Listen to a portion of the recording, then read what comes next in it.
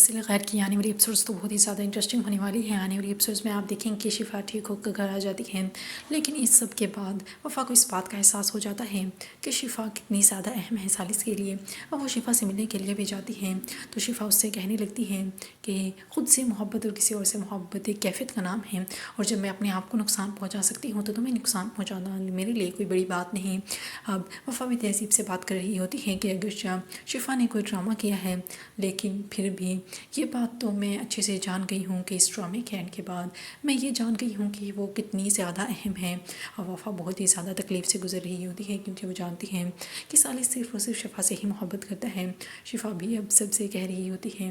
کہ سالس سے محبت ایک طرف، باقی گھر والوں سے محبت ایک طرف، لیکن سالس سے محبت سب رشتوں پر بھاری ہے۔ اب یہ سن کر تو وفا بھی حیران ہو جاتی ہے، اور دوسری طرف تحریم بھی اب سب کو یہ شور کروانے کی کوشش کر رہی ہوتی ہے کہ وفا کبھی بھی ایسے